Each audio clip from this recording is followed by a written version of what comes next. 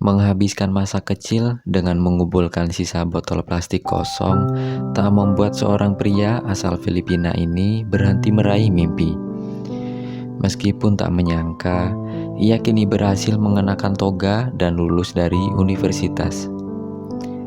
Jebak Lion Bayawon berpikir bahwa dia akan mengumpulkan sampah dan botol plastik kosong sepanjang hidupnya.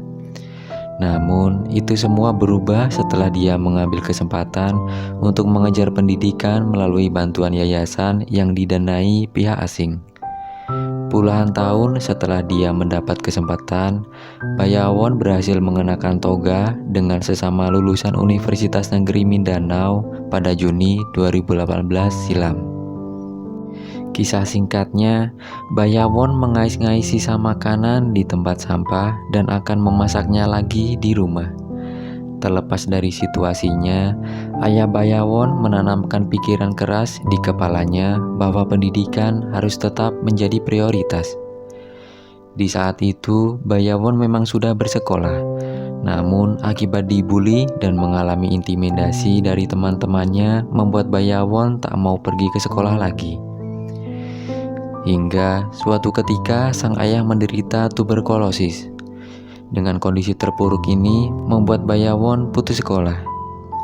Ketika Bayawon berusia 12 tahun, sang ayah meninggal dunia. Dan tidak lama setelah itu, ibu Bayawon menyusul menghembuskan nafas terakhirnya setelah mengalami hipertensi. Jauh mundur ke belakang, pada tahun 2007 ketika sedang mengolah sampah di tempat pembuangan sampah bersama anak-anak lain, Bayawon diwawancarai oleh Thomas Kellenberger, mantan penegak hukum dari Swiss. Thomas merupakan pendiri organisasi bantuan swasta yang mengadvokasi hak anak-anak miskin untuk mendapatkan pendidikan di Filipina. Bayawon kemudian menjadi salah satu penerima beasiswa dan mendapatkan kesempatan untuk kembali bersekolah. Yayasan memberikan fasilitas yang diperlukan untuk sekolah mulai dari biaya sekolah, uang saku, dan penginapan. Sejak saat itu, Bayawon pun meninggalkan tempat pembuangan sampah. Setelah menyelesaikan pendidikan dasar di salah satu sekolah lokal di kota, ia mengambil sistem pembelajaran alternatif sehingga bisa mengejar pendidikan tinggi di usianya. Setelah lulus ujian masuk, ia memilih menjadi sarjana muda bahasa Inggris karena minatnya dalam bahasa dan mimpinya menjadi seorang pendidik. Ini bukan perjalanan yang mulus karena Bayawon harus mengatasi tantangan tak terelakkan yang datang dengan mengajar pendidikan perguruan tinggi.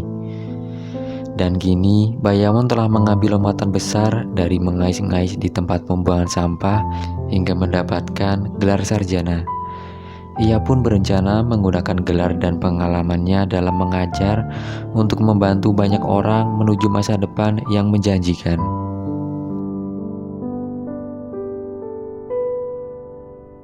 Jika ada kesempatan datang, ambillah dan selesaikan.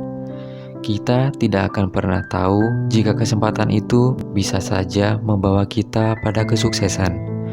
Seperti kisah Bayawon ini, ia berani mengambil kesempatan itu dan berhasil keluar dari keterpurukan.